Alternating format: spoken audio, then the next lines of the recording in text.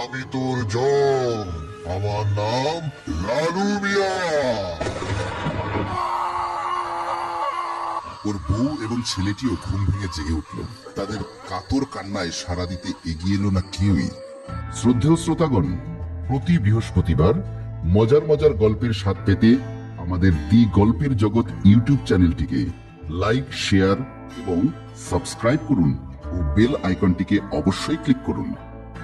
বিখ্যাত সাহিত্যিক ষষ্ঠীপদ চট্টোপাধ্যায় রচিত 50টি ভূতের গল্প থেকে আজকের গল্পের জগতের পরিবেশনা লালু মিয়ার মাঠ। গল্পে বিভিন্ন চরিত্রে যারা রয়েছেন তারা হলেন দিলীপ, নিতাই, রনি এবং গৌতম। লম্বায় 6 ফুটেরও বেশি, চওড়াতেও তদুপযুক্ত, শক্ত সমর্থ বলিষ্ঠ চেহারা। কপালের একপাশে বীভৎস রকমের একটা দাগ আছে। মাথায় ঝাঁকড়া চুল, চুলগুলি কপালের উপর লুটিয়ে থাকে সবসময়। বুনো শুয়োরের মতো কুতকুতে চোখে যার দিকে তাকায় তার বুকের রক্ত হিম হয়ে আসে। ওর নাম লালু মিয়া। হিংস্র জন্তুর চেয়েও মারাত্মক ওই মানুষটির ভয়ে অঞ্চলের লোকেরা সদাই তটস্থ। অনেকের ধারণা ভিনগাঁয়ে লালু মিয়ার ডাকাতের দল আছে। সচরাচর কারো ক্ষতি সে করে না, তবে রাগলে কিন্তু রক্ষে নেই। তাই লালু মিয়ার শারীরিক শক্তির সঙ্গে যাদের পরিচয় আছে তারা ওকে ঘাটায় না। একদিন দুপুরবেলা লালু তার ছোট ছেলেটিকে নিয়ে দাওয়ায় শুয়ে ঘুমোচ্ছিল। এমন সময় জমিদারের পাইক এসে হাজির। পাইক বাবাজি লালুকে হাড়ে হাড়ে চেনে। একবার সদরঘাটে দামোদরের মেলায় লালু এমন ধাতানি দিয়েছিল ওকে যে সে কথা আজও সে ভোলেনি। অথচ জমিদারের হুকুম লালুকে ধরে নিয়ে যেতেই হবে। তাই সে ভয়ে ভয়ে এসে ডাকলো, লালু মিয়া আছো নাকি? ও লালু ভাই। পাইকের ডাকে ঘুম ভাঙল লালুর। সে অত্যন্ত বিরক্তির সঙ্গে পাইককে পত্নীর ভাই সম্বোধন করে মুখিয়ে উঠল, কেন রে শালা? বড় কর্তা তোমাকে একবার হুকুম করেছেন গো। তাই নাকি? তোদের বড় কর্তাকে বলগে লালু মিয়া কারো বাপের চাকর নয় যে ডাকলেই যাবে। আহ, চড়ছ কেন লালু ভাই? এই তোমার এক দোষ। আমাকে হুকুম করেছেন, আমি হুকুম নামা নিয়ে এসেছি। একবার চলো না ভাই কাছারিতে। এই ভর দুপুরে লালু মিয়া যাবে জমিদারের কাচারিতে? আস্পর্ধা তো কম নয়। যা ভাগ এখান থেকে, না হলে আজ তো একটা কাঁচা বাস তোর পিঠে আমি ভাঙবো। পাইক আর কি করে, ভয়ে কাঁপতে কাঁপতে কোনো রকমে পালিয়ে এলো সেখান থেকে। তারপর ফিরে এসে বরকর্তাকে বলল। ওকে ধরে আনতে পারলাম না হুজুর। বরকর্তা তো গম্ভীর ভাবে বললেন, এলো না তাহলে? না হুজুর, মিয়া সাহেব বলে ডাকতে তীরে যেন মারতে এলো। বাবা, কি তম্বি তার! ওকে ধরে আনা আমার কর্ম নয়। একটু বুঝিয়ে সুঝিয়ে বলেছিলে কি? হ্যাঁ কর্তা। বড়কর্তা আরো একটু গম্ভীর হয়ে কি যেন ভাবতে লাগলেন। গায়ে 16 আনার সকলেই মান্য করেন বড়কর্তাকে। একে রাশভারী লোক, তাই জমিদার। প্রজাদের উপর খুব যে একটা অত্যাচার করেন তা নয়, তবে কোনো মতেই কারো ঔদ্ধত্য সহ্য করেন না। রেগে গেলেই তার জমিদারি রক্ত টকবগিয়ে ফোটে। কড়া মেজাজে কাজ করে যান। লালুর বেয়াদবি অনেক সহ্য করেছেন তিনি, আর নয়। এদিকে লালুরও জেদ, জমিদারি হোক বা রাজা মহারাজাই হোক, একদম উপরওয়ালা ছাড়া আর কাউকেই মানবে না সে। লালু বলে বসলো, তোদের বড় কর্তা তোদের কাছেই থাক, ওকে আবার মানবো কি রে? তোরা বেটারা যেমন চাষা, তেল মাখানো তোদের স্বভাব। যা তেল মাখা গিয়ে, আমার কাছে বড় কর্তা দেখাতে আসিস না, বুঝলি? যত সব। পাইকের মুখে সব শুনে তাই মনে মনে ক্ষেপে বোম হয়ে উঠলেন বড়কর্তা। বর্ধমানের এই ছোট্ট গ্রামখানির জমিদার তিনি। প্রতিটি প্রজা তাকে মান্য করেন, একমাত্র লালু ছাড়া। লালু মিয়া সামান্য একজন প্রজা, তার এই মাত্রা ছাড়া উদ্ধত্তে কার না রাগ হবে? তাই নিষ্ফল আক্রোশে অনেকটা স্বগতোক্তির মতোই তিনি বললেন, ওর ব্যবস্থা আমি করছি। সন্ধ্যার সময় বড়কর্তা কয়েকজন সাঙ্গপাঙ্গ নিয়ে মজলিসে বসেছিলেন। এই সময়টায় একটু জোর আড্ডা হয়। গ্রামের বিশিষ্ট কয়েকজন তোষামুদে লোক বসে বসে তার চাটকারি করে মন জোগায়। কোনোদিন গান বাজনাও হয়। আজকের মজলিসটা অবশ্য অন্য ধরনের হচ্ছিল। বিষয় ছিল লালু মিয়া। লালু মিয়া কারো কোনো ক্ষতি না করলেও তার হাতে দু একটা চোর থাপ্পড় খায়নি এমন লোক এ গায়ে খুব কমই আছে। কাজে লালুর বেপরোয়া স্বভাবের জন্য অনেক দুষ্ট লোকেরই রাগ ছিল তার উপরে। কুচক্রী, সুদখোর ও মহাজনরা তো প্রায়ই হেনস্থা ভোগ করত এই লালুর হাতে। সেই সব অভিযোগ শুনতে শুনতেও বড়কর্তার মন বিষিয়ে ছিল লালুর উপর। যাই হোক, লালু মিয়াকে নিয়ে আলোচনা যখন তুঙ্গে, তেমন সময় হঠাৎই অপ্রত্যাশিতভাবে লালু মিয়ার আবির্ভাব হলো সেখানে। লালু এসে বুক ফুলিয়ে কোমরে হাত দিয়ে দাঁড়ালো সকলের সামনে। অন্যান্য প্রজারা এসে নমস্কার করে সসম্ভ্রমে ভয়ে ভয়ে কথা বলে। লালু কিন্তু ওসবের ধার ধারে না, বেশ রাগত গলায় বলল, অমন দিন দুপুরে আমাকে ডাকতে পাঠিয়েছিলেন কেন? জানেন না সে সময় মানুষ একটু বিশ্রাম করে? বড়কর্তা লালুর আপাদমস্তক একবার নিরীক্ষণ করে বললেন, গলার স্বরটা একটু নামিয়ে আর মাথাটা অল্প হেড করে কথা বলো।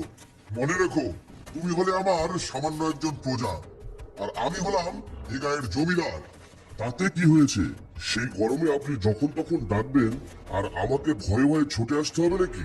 সবাই তো তাই আসে। সবাই কথা ছেড়ে দিন, আমার নাম লালু মিয়া। আমি রাজা উজির মানি না, জমিদারেরও পরোয়া করি না। মাথার গাম পায়ে ফেলে পেটের ভাত জোগাই। ধামাই করে কেউ আমার ঘরে খোদার খাদ্য ধরে দিয়ে যায় না। অতএব এত অধ্যত্ত তোমার, কিন্তু অধ্যত্তার কি দেখলে? থাক, ওইসব বাজে কথা রেখে এখন বলুন কেন ডেকেছেন আমাকে? তুমি বছরের পর বছর খাজনা দিচ্ছ না, তাই ডেকেছি। খাজনা? কিসের খাজনা? জমির খাজনা। আমার গ্রামে বাস করছো, জমি চাষ করে ফসল ফলাচ্ছ, তার খাজনা। খাজনা আমি দেবো না, বুঝলেন? লালু মিয়ার কোনোদিনও খাজনা দেয়নি, দেবেও না। তার খাজনা খোদা তালার কাছে, জমিদারের কাছে নয়। দুনিয়ার মাটি খোদার দান, খোদার সম্পত্তি সবার সম্পত্তি। কাজেই খোদার সম্পত্তির উপর কোনো জমিদারও নেই, খাজনাও নেই। বড়কর্তার সমস্ত মুখখানি রাগে লাল হয়ে উঠল, কুটিলতায় ভরে উঠল যেন। প্রচন্ড ধমকের সুরে দাবড়ে উঠলেন, লালু মিয়া! ওতে কোনো লাভ হবে না কর্তামশাই, যতই চাচান খাজনা আমি দিচ্ছি না। এই কে আছিস রে? সঙ্গে সঙ্গে আশপাশ থেকে জনা কয়েক শক্তিমান লোক অতর্কিতে ঘিরে ফেলল লালু মিয়াকে। বেঁধে ফেলবে নাকি? চাপকে ওর পিঠের চামড়া আমি ছাড়িয়ে নেবো। আমার চাবুকটা কোথায় গেল? এ কথা বলেই দেওয়ালের হুকে ঝোলানো শঙ্কর মাছের চাবুকটা পেরে আনলেন বড়কর্তা। এই অতর্কিত আক্রমণের জন্য লালু একটু প্রস্তুত ছিল না। তাকে লেঠেল দিয়ে আটক করিয়ে বেঁধে ফেলার ব্যবস্থা হয়েছে জানলেই আসতই না সে। তবুও লালু মিয়া বোধহয় আসরিক শক্তির অধীশ্বর ছিল, তাই একবার ঘর ফাটিয়ে হেসে উঠেই সহসা 3 হাত লাফিয়ে দাপটের সঙ্গে দুজনের পেটে প্রবল বেগে দুপায়ে লাথি মেরে এবং দুবাহুর প্রচন্ড ঘূর্ণিতে নিজেকে ছিনিয়ে নিয়ে নিমেষে উধাও হয়ে গেল উল্কার মতো। ঘটনাটা যে কি ঘটলো তা টের পেতে বেশ কিছুক্ষণ সময় লাগলো। লাথি খাওয়া লোক দুটি 2 হাতে পেট ধরে গড়াগড়ি খাচ্ছে মেঝেতে। সকলে মিলে ধরাধরি করে তাদের শুশ্রূষার জন্য নিয়ে গেল। চাবুকটা ছুঁড়ে ফেলে দিয়ে বড়কর্তা গুম হয়ে দাঁড়িয়ে রইলেন কিছুক্ষণ। তারপর সাপের চোখের মতো ক্রুদ্ধ ও তীক্ষ্ণ চোখে লালুর চলে যাওয়া পথের দিকে তাকিয়ে ডাকলেন, নায়েব মশাই! শয়তান নায়েব শশব্যস্ত হয়ে আদেশ প্রার্থনা করলেন, বলুন হুজুর। আমার সমস্ত লেঠেলদের গোপনে তৈরি হতে বলুন।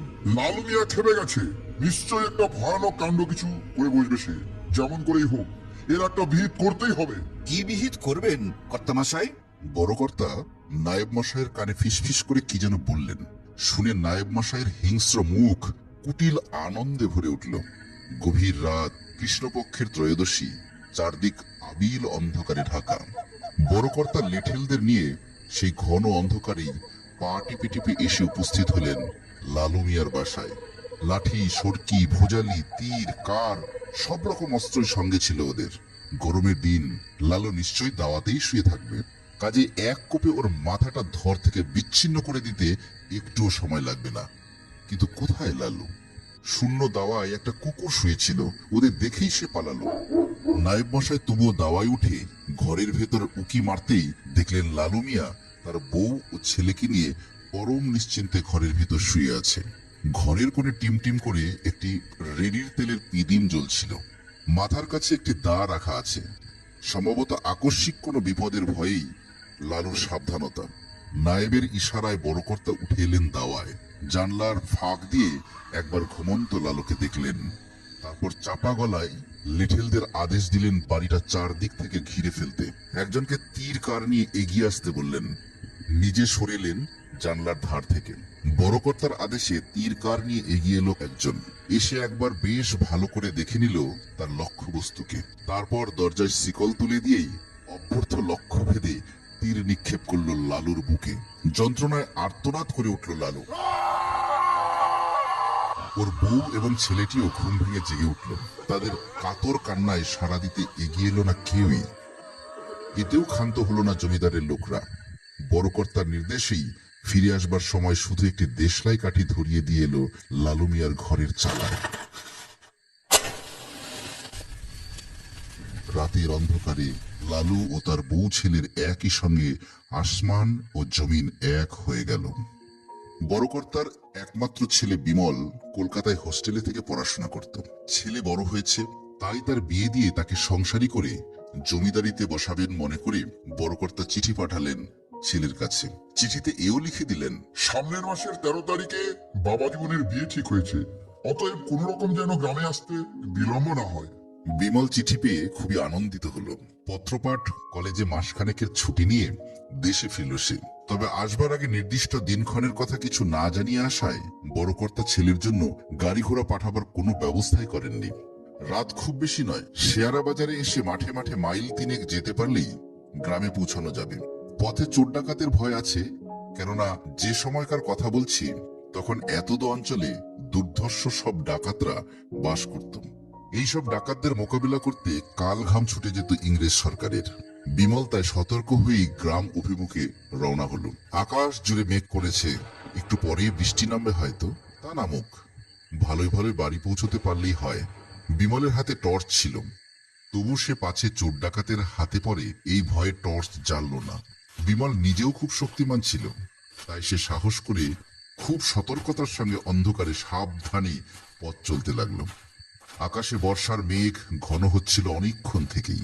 বিমল কিছুটা পথ আসার পরই সেই মেঘের পরিণতি দেখতে পেল।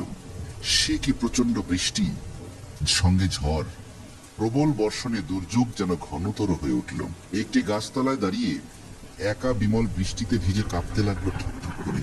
এই ঝড় বৃষ্টিতে বিমলের এমনি অসুবিধা হলেও অনেকটা নির্ভয় হলো এই ভেবে যে এই দুর্যোগে আর যাই হোক অন্তত চোরের হাত থেকে বা ডাকাতের হাত থেকে সে বেঁচে গেল, কারণ তারাও এবার আশ্রয় খুঁজবে।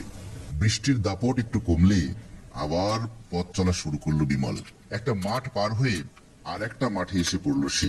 এমন সময় সে দেখতে পেল হঠাৎ কোথা থেকে যেন একটা অতিকায় চেহারার তেজি ষাঁড় রণংদেহী মূর্তিতে পথ রোধ করে দাঁড়ালো ওর সামনের দুপায়ের খুরের সাহায্যে কাদামাটি আছড়াতে আছড়াতে ঘন ঘন শিং নাড়া দিতে লাগলো। বিমল দেখলো মহা বিপদ। ষাঁড়টা এমন ভাবে পথ আটকাচ্ছে যে পাশ কাটাবার উপায় পর্যন্ত নেই। কিন্তু এ কি ভয়ানক কাণ্ড! ষাঁড়টা যে ক্রমশ বড় হচ্ছে, বড় হতে হতে ষাঁড়টা ক্রমশ পর্বতাকার ধারণ করলো। বিমল জমিদারের ছেলে, ভালো খেয়ে মেখে নিয়মিত ব্যায়াম করে সেও কম বলিষ্ঠ ছিল না। এই অলৌকিক দৃশ্যে তাই রীতিমতো ভীত হয়েও সে ভাব চেপে রেখে সে বলল, কে তুমি? কেন এমন জাদু দেখাচ্ছ? ষাঁড়টা তার মাথা ঝাঁকিয়ে বিকট একটা আওয়াজ করল। বিমল বলল, তুমি তো ষাঁড় নাও, তুমি কোনো অলৌকিক শক্তির ধারক। বলো বলো কে তুমি? ষাঁড়টি এবার পর্বতাকার ছেড়ে আস্তে আস্তে ছোট হতে লাগলো। তারপর হঠাৎ মাঠময় প্রচন্ড দাপাদাপি করে আবার ওর সামনে এসে দাঁড়ালো। প্রবল বর্ষণ থেমে গেলেও টিপ টিপ করে তখনও বৃষ্টি পড়ছে, বিদ্যুৎও চমকাচ্ছে মাঝে মাঝে। সেই আলোয় বিমল দেখতে পেল বৃষ্টির জল ষাঁড়ের গায়ে লাগছে না। ষাঁড়টা একবার থমকে দাঁড়ালো, তারপর আবার বড় হতে লাগলো একটু একটু করে। বিমল এবার বলল, কেন তুমি আমাকে পথ চলতে দিচ্ছ না? প্রত্যুত্তরে বিশাল ষাঁড় ঘন ঘন শিং নাড়ল। বিমল আবার বলল, আমি তো তোমার কোনো ক্ষতি করিনি, তুমি এইভাবে আমার পথ রোধ করছো? ষাঁড় মানুষের গলায় বলে উঠল এবার, তুই না করলেও তোর বাবা করেছে। আমার বাবা? আমার বাবা কি ক্ষতি করেছে তোমার? তুমি কে? একটা প্রচন্ড অট্টহাসির সঙ্গে উত্তর এলো, আমি তোর জম, আমার নাম লালু মিয়া। চমকে উঠল বিমল। লালু মিয়া? পত্র মারফত সে জেনেছিল লালুর মৃত্যুর খবর, কিন্তু কে, কেন এবং কিভাবে তাকে মেরেছিল তা সে জানতো না। তাই বলল, তোমার মৃত্যু সংবাদ আমি পেয়েছি, তবে তোমার ব্যাপারে কিছু মাত্র আমি কিন্তু জানি না। আমি সম্পূর্ণ নির্দোষ, অতএব আমাকে ভয় না দেখিয়ে আমার পথটা ছাড়ো। আমি তোকে ভয় দেখাতে আসিনি রে নিবোধ, আমি তোকে মারতে এসেছি। আমি এই প্রতিশোধ দিতে চাই। আমার অপরাধ? তোর অপরাধ, তুই এই নিষ্ঠুর জমিদারের ছেলে। তোর বাবা নৃশংসভাবে কাপুরুষের মতো হত্যা করেছে আমাকে। শুধু আমাকে নয়, আমার নিরপরাধ বউ, আমার বড় আদরের সন্তান হাসানকেও রেহাই দেয়নি সে। আমার বুকের মানিক আমার চোখের সামনে ঝলসে গেল। রাতের অন্ধকারে আমার সুখের ঘরে আগুন দিয়ে সবাইকে পুড়িয়ে মারল তোর বাবা। এই দেখ সেই আগুন, এই আগুনে তোকেই পুড়িয়ে মারবো আমি। আমি বড় আশায় দিন গুনছিলুম। বিমলের চোখের সামনে হঠাৎ মাঠের মাঝখানে এক জায়গায় দাও দাও করে আগুন জ্বলে উঠল। সেই আগুনে একটা কুঁড়ে ঘর পুড়ছে, আর ঘরের মধ্যে প্রাণান্ত চিৎকার করে অগ্নিদগ্ধ হচ্ছে 3টি মানুষ। কি ভয়ঙ্কর সেই দৃশ্য!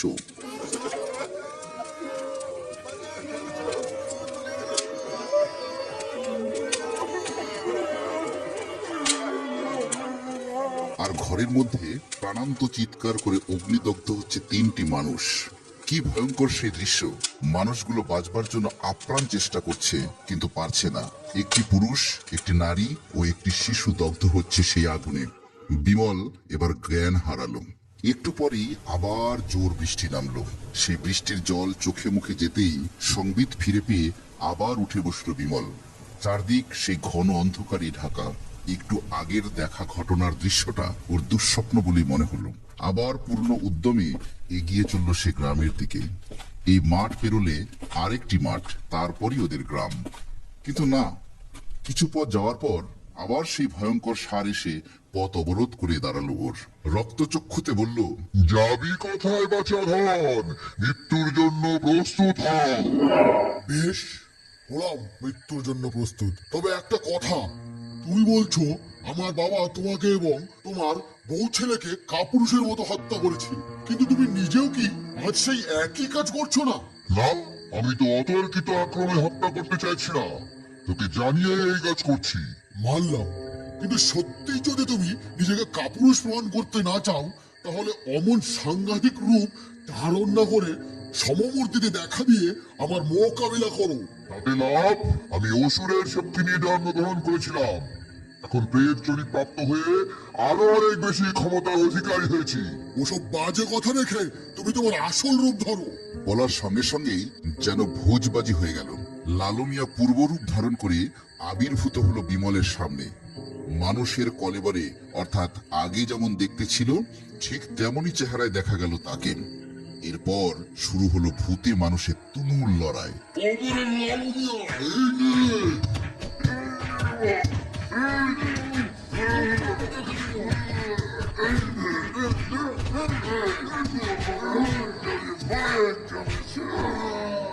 সারা রাত ধরে দুজনে ভীষণ লড়াই করতে লাগলো।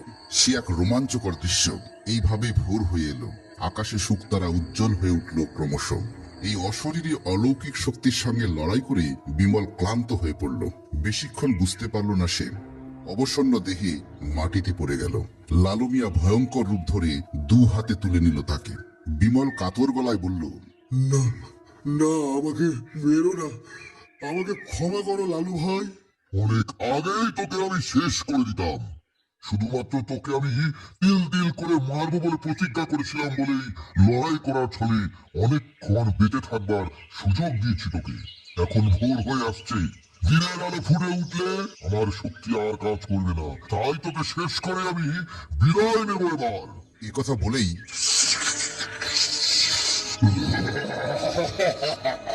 তো সব রক্ত খাবো এবার।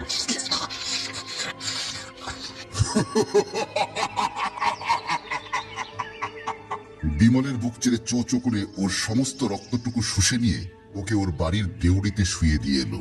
সকালবেলা চাকর ও দারোয়ানের চিৎকারে ছুটে এলো সবাই। বড়কর্তা, বিমলের মা ছেলেকে বুকে নিয়ে হাউ হাউ করে কেঁদে উঠলেন। গ্রামের লোকজনও ছুটে এলো। রক্তাক্ত ও কর্দমাক্ত বিমলের চোখে মুখে জল দিয়ে পাখার বাতাস করতে লাগলো সকলে। কেউ ভেবেই পেল না বিমলের এইরকম দশা কি করে হলো। একটু পরে জ্ঞান ফিরল বিমলের, তবে কিনা ওর প্রাণবায়ু শেষ হয়ে আসছে তখন। তবু অতি কষ্টে গত রাতের ঘটনাটা সকলকে বলে মা বাবার পায়ের ধুলো মাথায় নিয়ে চির নিদ্রায় ঢলে পড়ল বিমল। সারা বাড়িতে কান্না রোল উঠল।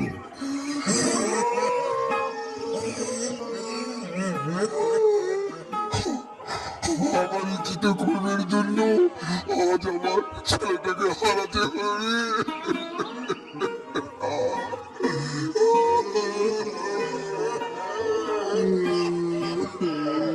বিমলের মৃত্যুর সঙ্গে সঙ্গেই নিভে গেল এই বংশের শেষ প্রদীপটি। এই গল্পের এখানেই শেষ।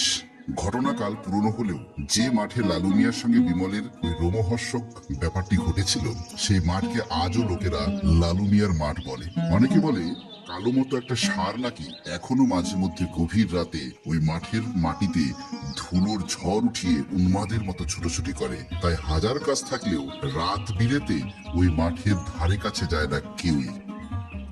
আমাদের আজকের পরিবেশনা এখানেই সমাপ্ত হলো। সঙ্গে থাকুন, সুস্থ থাকুন। নিজে তো শুনছেন, সঙ্গে বন্ধুদেরও জানান।